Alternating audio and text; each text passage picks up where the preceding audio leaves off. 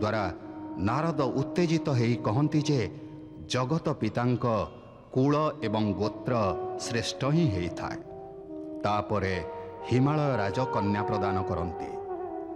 पुष्प वर्षण सह भोलानाथ एवं देवी पार्वतींकर विवाह उत्सव संपन्न हुए। देवगण एवं समस्त उपस्थित अतिथि हर्षोल्लास मग्न हो शिव पार्वती जय जयकार करती। आउ सेपटे विवाहर सूचना प्राप्त हेबा परे तारकासुर भयभीत एवं क्रोधित हो उठे। ये कहीं केला केमिति हेला किए याकू करेइला नहीं नहीं नहीं नहीं ये भलो हेलानी। शिव पार्वती को विवाह अन्य का पई शुभ हेइथिबो किंतु मो पई अशुभ। शिव पार्वती को विवाह तो हो सारी महाराज, एबे कौन करबा कहबो से विषय विचार करंतु। नहीं नहीं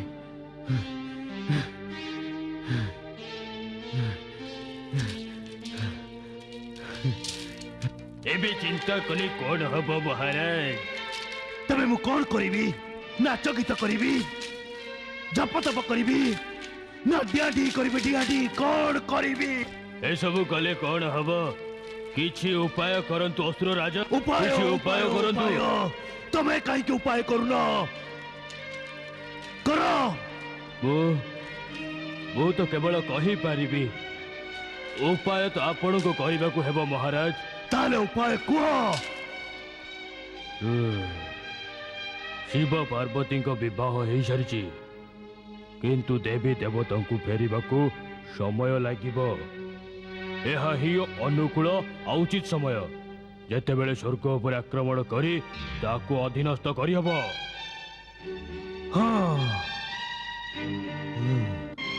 जदि अविलंबे आक्रमण करती तेबे अवश्य सफलता मिलिबो। सेनापति सेना प्रस्तुत कर। मु एई मुहूर्त रे स्वर्ग आक्रमण करिबी। आक्रमण करो।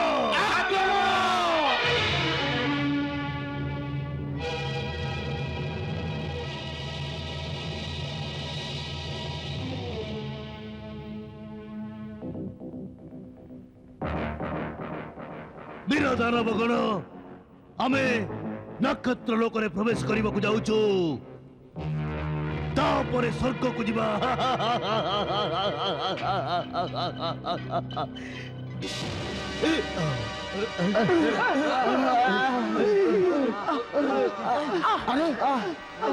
ये केमिति आलोको?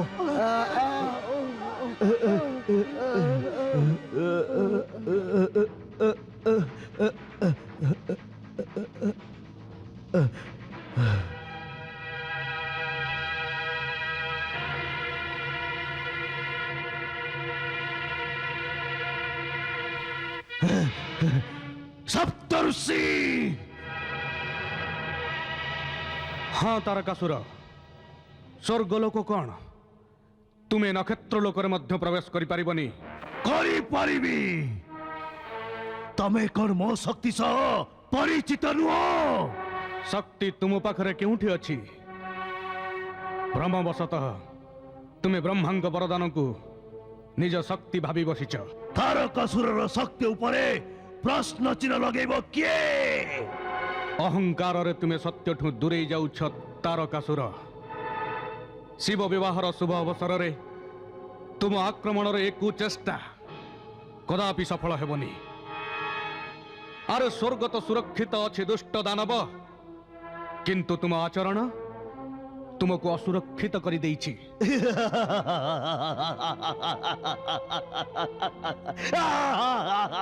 तुमर एई अहंकार पूर्ण हास्य तुम विपदर कारण हेई जीव तारकासुर। तुमे देवाधिदेव महादेवंक सह संघर्षर दुस्साहस करुच। अरे देवेश्वर जानी थिले जे तुमे देवगणंक विवाह रे व्यस्त रहिबार लाभ अवश्य उठेइब। तुम अवरोधर व्यवस्था पूर्व निर्धारित। मो मार्ग रे प्रवेशकारी कौन सी भी अवरोध को सम्मुखीन हबार साहस मोर अछि। निर्बुद्धि, तुम्हें एठारु तुरंत चली जाओ, नचेत तुम्हें पृथ्वी लोकरे କଦାପି ପହଞ୍ଚି ପାରିବନି। ଚାଲିଯିବି? ଯେଉଁ ପ୍ରୟୋଜନରେ ମୁଁ ଆସିଛି ତାକୁ ସମ୍ପୂର୍ଣ୍ଣ ନ କରି ଚାଲିଯିବି? ଶିବ ପାର୍ବତୀଙ୍କ ବିବାହ ସମ୍ପନ୍ନ କରାଇ ତମେ ଶିବପୁତ୍ରର ଉତ୍ପତ୍ତିକୁ ସମ୍ଭବ କରିଛ, ଅର୍ଥାତ୍ ମୋ ବଧର ଆୟୋଜନ କରିଛ ତମେ ମାନେ। ମୁଁ ବି ତୁମମାନଙ୍କ ବିନାଶର ଆୟୋଜନ କରୁଛି। ବୀର ଦାନବଗଣ ଆକ୍ରମଣ କର ଏ ହାତ ଗଣତି ଋଷିଙ୍କ ଉପରକୁ।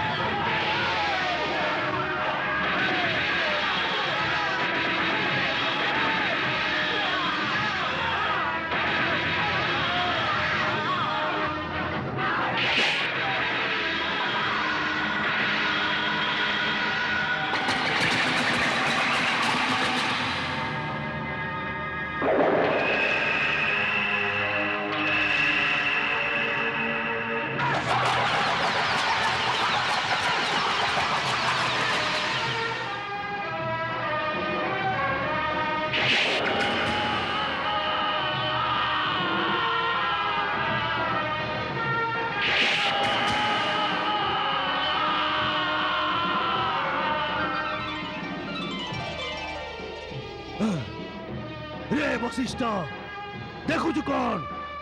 ଆ ମୋ ସହ ଯୁଦ୍ଧ କର।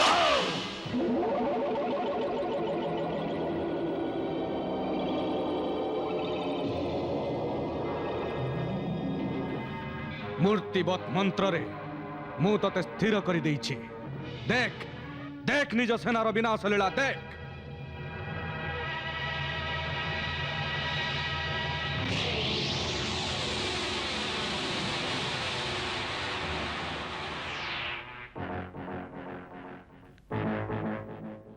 ସ୍ଥିର ମନ୍ତ୍ରରେ ମୁଁ ତତେ ମୁକ୍ତ କରୁଛି।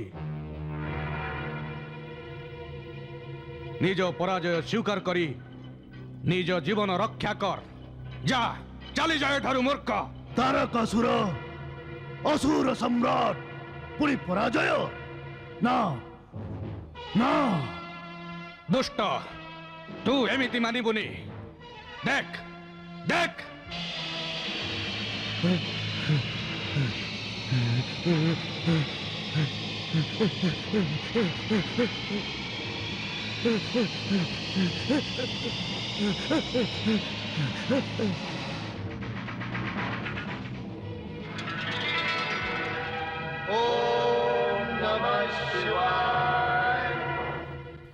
प्रभु, शिव पार्वती विवाह हर्षोल्लास सह संपन्न हो गला। एबे आमे निज लोक को फेरी जावा उचित। देवराज, विवाह तो हो गला, किंतु किछि विधि आ औपचारिकता ए जाय बाकी अछि। हाँ, आम किछि समय प्रतीक्षा करबा को हबो। नारायण नारायण नारायण। भ्रमण चक्र पूर्ण करी आसिल नारद। श्रीहरि, मु जेतेबेले गोटे स्थान अन्य स्थान को जाई थाए सेतेबेले जाई मो चक्र संपूर्ण हेई थाए, किंतु आपण परम पिता ब्रह्मा आ त्रिकालदर्शी शिव प्रत्यक्ष न जाई निज परोक्ष शक्ति रे समस्त कार्य बड़ सहजरे पूर्ण कर दियंती। प्रत्यय होची किछि नूतन कथा कहिबार योजनार अछ नारद? कथा नुहे परम पिता, सत्य, परम सत्य, विराट सत्य। भगवान शिवशंकर कृपा एवं भक्तवत्सलता देखंतु। आमे समस्त एठाकु शिवशंकर विवाह सम्मिलित होगा आसीचु। आ सेपटे तारकासुरर अत्याचाररू शिवशंकर उपस्थित न रही भी निज परोक्ष शक्ति भक्तों को उद्धार कले। स्वर्ग सुरक्षित अछि ना देवर्षि? प्रत्यक्ष न जाई भी भोलानाथ निज भक्तों को सर्वदा रक्षा करिथांती देवराज। ଆଉ ଆପଣ କାହିଁକି ଚିନ୍ତା କରୁଛନ୍ତି? ସ୍ୱର୍ଗ ସୁରକ୍ଷିତ ଦେବରାଜ। ଭଗବାନ ଭୋଳାନାଥ ଶିବ ଶଙ୍କରଙ୍କର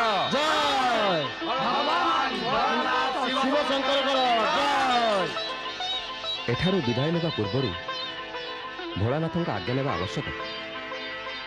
ଏ ମୁହୂର୍ତ୍ତରେ ସେ ନିଜ ନିବାସରେ ଦେବୀମାନଙ୍କ ସହ ବସିଛନ୍ତି। ଦେବୀମାନେ ଛାଡ଼ିଲେ ସିନା ସେ ଆଜ୍ଞା ଦେବେ। ଭୋଳାନାଥ, ଆପଣ ଚିନ୍ତା କରନ୍ତୁନି। କିଛି ଦିନ ପାର୍ବତୀ ଆମ ସହ ବ୍ରହ୍ମଲୋକରେ ରହିବେ, ତାପରେ ଆପଣଙ୍କ ନିକଟକୁ କୈଳାସ ଚାଲି ଆସିବେ। ଇଏ କେମିତି ସମ୍ଭବ? ବ୍ରହ୍ମଲୋକରେ ରହିବା ପରେ କିଛି ଦିନ ଆମ ସହ ବୈକୁଣ୍ଠରେ ବି ତ ରହିବେ। ମୁଁ ତାଙ୍କୁ କୈଳାସରେ ଛାଡ଼ି ଆସିବି। ଆପଣ ଚିନ୍ତା କରନ୍ତୁନି ଦେବେଶ୍ୱର। ଆପଣ ଦୁହେଁ ମିଶି ମୋତେ ଚିନ୍ତିତ କରିବାର ଆୟୋଜନ କରୁଛନ୍ତି, ଆଉ ତା ସହିତ ଏକଥା ବି କହୁଛନ୍ତି ଯେ ମୁଁ ଚିନ୍ତିତ ହେବିନି। ଚିନ୍ତିତ ମୁଁ ଅବଶ୍ୟ ହେବି। ଶୁଣିଲେ ତ ଦେବୀ ପାର୍ବତୀ, କେବେ ଭୋଳାନାଥ ତୁମ ବିନା ଯୁଗ ଯୁଗ କାଟି ଦେଉଥିଲେ, ଆଉ ଏବେ ତୁମ ବିନା ମୁହୂର୍ତ୍ତେ ବି ରହିବାକୁ ପ୍ରସ୍ତୁତ ନୁହନ୍ତି। ଯୁଗ କାଟିଛି ଯୁଗ ଯୁଗାନ୍ତର ମିଳନର ପ୍ରତୀକ୍ଷାରେ। ଏବେ ତ ଏ ମିଳନ ବିରାଟ ଏବଂ ସତ୍ୟ ସିଦ୍ଧ ହେବ। ଆପଣ ଦୁହେଁ ଚିନ୍ତା କରନ୍ତୁନି ଦେବୀ।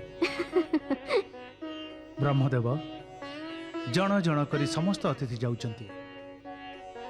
ଏବେ ଆମେ ବି ପ୍ରସ୍ଥାନର ପ୍ରସ୍ତୁତି କରିବା ଉଚିତ। ବିଦାୟ ହେଲା ପରେ ଯିବାକୁ ହେବ ଶ୍ରୀହରି। ହିମାଳୟ ରାଜ କାହିଁକି କେଜାଣି ବରଯାତ୍ରୀଙ୍କୁ ବିଦାୟ ଦେବାକୁ ବିଳମ୍ବ କରୁଛନ୍ତି? ନାରାୟଣ ନାରାୟଣ ନାରାୟଣ ଶ୍ରୀମନ୍ନାରାୟଣ ନାରାୟଣ ନାରାୟଣ। କୁଆଡ଼େ ଯାଇଥିଲ ନାରଦ?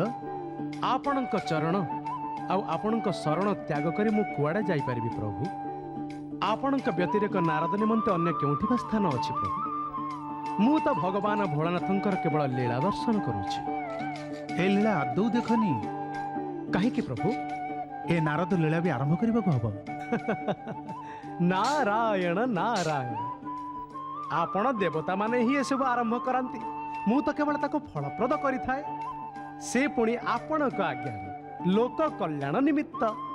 ଆଚ୍ଛା ନାରଦ, ବରଯାତ୍ରୀ କେବେ ମେଲାଣି ନେବେ? ହିମାଳୟ ରାଜ ତ ଶୀଘ୍ର ବରଯାତ୍ରୀଙ୍କୁ ବିଦାୟ ଦେବା ସପକ୍ଷରେ ନାହାନ୍ତି। ଆଉ ମୁଁ ଏ ବିଚାର କରୁଛି ଯେ ଶିବ ପାର୍ବତୀଙ୍କ ବିବାହ ହର୍ଷୋଲ୍ଲାସ ପୂର୍ବକ ସମାପ୍ତ ହେଲା, ଆଉ ଏବେ ଦେବଗଣଙ୍କ ଅପୂର୍ଣ୍ଣ କାର୍ଯ୍ୟ ପୂର୍ଣ୍ଣ ହେଇଗଲେ ଭଲ ହୁଅନ୍ତା। ନାରାୟଣ ନାରାୟଣ। ନାରଦ, ତୁମେ ସର୍ବଦା ସାଙ୍କେତିକ ଭାଷାର ହିଁ ପ୍ରୟୋଗ କରୁଛ। ସ୍ପଷ୍ଟ କୁହ, କ'ଣ କହିବାକୁ ଚାହୁଁଛ? ଶ୍ରୀହରି, ସମଗ୍ର ଜଗତ ଯାହାଙ୍କ ସଂକେତରେ ପରିଚାଳିତ ହେଉଛି, ତାଙ୍କୁ ଭଲ ସାଙ୍କେତିକ ଭାଷା ବୁଝିବାକୁ କଠିନ କେମିତି ହେଇପାରିବ? ପ୍ରଭୁ, ମୋର ଅଭିପ୍ରାୟ ଏଇଆ ଯେ ଦେବଗଣ ତାରକାସୁରର ଅତ୍ୟାଚାରରୁ କେବେ ମୁକ୍ତ ହେବେ? ସବୁ କାର୍ଯ୍ୟ ଯଥା ସମୟରେ ପୂର୍ଣ୍ଣ ହୋଇଥାଏ ନାରଦ। ଏ କାର୍ଯ୍ୟ ବି ଯଥା ସମୟରେ ପୂର୍ଣ୍ଣ ହେବ। ନାରଦ, ଦେବରାଜ ଇନ୍ଦ୍ର ଏବଂ ଦେବତାଙ୍କ ପ୍ରତିନିଧି ରୂପରେ ତୁମେ ତାଙ୍କ ପକ୍ଷରୁ ବିଚାର କରୁନ? ସେମାନେ କ'ଣ ତମକୁ ଏହି ଉଦ୍ଦେଶ୍ୟ ନେଇ ଏଠିକି ପଠାଇଛନ୍ତି? ନା ନା ପ୍ରଭୁ, ମୁଁ ତ ନିଜ ମନର ପ୍ରେରଣାରୁ ଯାହା ଏସବୁ କହୁଛି। ତାରକାସୁରର ଅତ୍ୟାଚାରରୁ ଦେବତାମାନଙ୍କୁ ରକ୍ଷା କରିବା ହିଁ ଉଚିତ। ଶ୍ରୀହରି ବିଷ୍ଣୁ, ସୃଷ୍ଟିକର୍ତ୍ତା ବ୍ରହ୍ମା ଏବଂ ଦେବର୍ଷି ନାରଦ, ମୋର ସାଦର ପ୍ରଣାମ ସ୍ୱୀକାର କରନ୍ତୁ। ହିମାଳୟ ରାଜ, ସର୍ବପ୍ରଥମେ ଆପଣ କୁହନ୍ତୁ ଯେ ବରଯାତ୍ରୀଙ୍କୁ କେବେ ମେଲାଣି ଦେଉଛନ୍ତି? ସେହି ବିଷୟରେ ଆପଣମାନଙ୍କୁ ନିବେଦନ କରିବାକୁ ଆସିଛି। ଏଥିରେ ନିବେଦନ କ'ଣ? ହିମାଳୟ ରାଜ, ଇଏ ତ ରୀତି। ବିବାହ ପରେ ତ ବିଦାୟ ଦିଆଯାଇଥାଏ। ଆଜି ଦିନଟି ଶୁଭ। ଏ କାର୍ଯ୍ୟ ଆଜି ହିଁ ସମ୍ପନ୍ନ କରନ୍ତୁ ହିମାଳୟ ରାଜ। କିନ୍ତୁ ମୁଁ ତ ଏହା ହିଁ ନିବେଦନ କରିବାକୁ ଆସିଥିଲି ଯେ ଜମାତା ଏବଂ ସମସ୍ତ ବରଯାତ୍ରୀ ଆଉ କିଛି ଦିନ ମୋର ଆତିଥ୍ୟ ସ୍ୱୀକାର କରି ମୋତେ ଧନ୍ୟ କରନ୍ତୁ। ନାରାୟଣ ନାରାୟଣ। ହିମାଳୟ ରାଜ, ଆପଣ ପୁତ୍ରୀ ମୋହରୁ ଏଯାଏ ମୁକ୍ତ ହେଇନାହାନ୍ତି। ଦେବର୍ଷି ନାରଦ, ସନ୍ତାନ ମୋହରୁ କୌଣସି ପିତା କେବେ ମୁକ୍ତ ହେଇପାରନ୍ତିନି। ପାର୍ବତୀଙ୍କ ବିବାହ ଶିବଙ୍କ ସହ ହୋଇସାରିଛି ପର୍ବତରାଜ। ଏବେ ପୁତ୍ରୀ ପ୍ରତି ଅଧିକ ମୋହ ଉଚିତ ନୁହେଁ। କନ୍ୟାକୁ ତ ପରଘରକୁ ଯିବାକୁ ହୋଇଥାଏ। ଏବେ ଆପଣ ଶିବ ପାର୍ବତୀଙ୍କୁ ହସି ହସି ବିଦାୟ ଦିଅନ୍ତୁ। ମୁଁ ବି ତ ସେୟା ଚାହୁଁଛି ବ୍ରହ୍ମଦେବ। ତାହେଲେ ବାଧା କୋଉଠି? ପାର୍ବତୀର ସଖୀଙ୍କର ଏବଂ ନିଜେ ମେନାରାଣୀଙ୍କର ଇଚ୍ଛା ଯେ ତାଙ୍କ ପୁତ୍ରୀ ଏବଂ ଜମାତା ଆଉ କିଛି ଦିନ ତାଙ୍କ ସହ ତାଙ୍କ ସାଙ୍ଗରେ ରୁହନ୍ତୁ। ଏମିତି କରିବା ତ ମୋ ଅଧିକାର ବାହାରେ। ସେଥିପାଇଁ ମୁଁ ଆପଣମାନଙ୍କୁ ନିବେଦନ କରୁଛି ଯେ ଆପଣ ଏଥିରେ ମୋତେ ସହାୟତା କରନ୍ତୁ। ଆହା ହା ହା କି ନିବେଦନ ହିମାଳୟ ରାଜ, ଆହା ହା ଆପଣଙ୍କର ଏ ନମ୍ର ନିବେଦନରେ ବନ୍ଧନ ଅଛି, ବିଚ୍ଛେଦର ବନ୍ଦନା ଅଛି, ଆଉ ସମ୍ବେଦନା ବି ଅଛି। ଯେଉଁ ଭାବ ଭାଷା ଏବଂ ମୁଦ୍ରାରେ ଆପଣ ନିଜ ନମ୍ର ନିବେଦନ ପ୍ରକଟ କରିଛନ୍ତି ହିମାଳୟ ରାଜ, ଏ ମୁହୂର୍ତ୍ତରେ ଯଦି ଆପଣ ଭଗବାନ ଶ୍ରୀହରି ବିଷ୍ଣୁଙ୍କୁ ବୈକୁଣ୍ଠ ଆଉ ପରମ ପିତା ବ୍ରହ୍ମାକୁ ବ୍ରହ୍ମଲୋକ ମାଗି ନେବେ ବି ସେଇ ଦେଇଦେବେ। ଯେଉଁ ସହଜ ସରଳ ଏବଂ ସୁବୋଧ ଭାଷାରେ ଆପଣ ନିଜର ନିବେଦନ ପ୍ରକଟ କରିଛନ୍ତି ତାକୁ ଅସ୍ୱୀକାର କରିବାର କଠୋରତା ଭଲା କିଏ କରିପାରିବ? ଠିକ ନା ପ୍ରଭୁ? ମୁଁ ସତ୍ୟ କହିଲି ନା ପରମ ପିତା? ନାରଦ, ତୁମେ ନିଜ ପିତାଙ୍କୁ ବି ନିଜ ଲୀଳା ଦେଖିବାକୁ କୁଣ୍ଠାବୋଧ କରୁନ? ନାରାୟଣ ନାରାୟଣ। ପରମ ପିତା, ଆପଣ ଭଲ ଭାବେ ଜାଣିଛନ୍ତି ଯେ ଆମ ସମସ୍ତଙ୍କର ଲୀଳା ଶିବ ଲୀଳାର ଅଧୀନସ୍ଥ।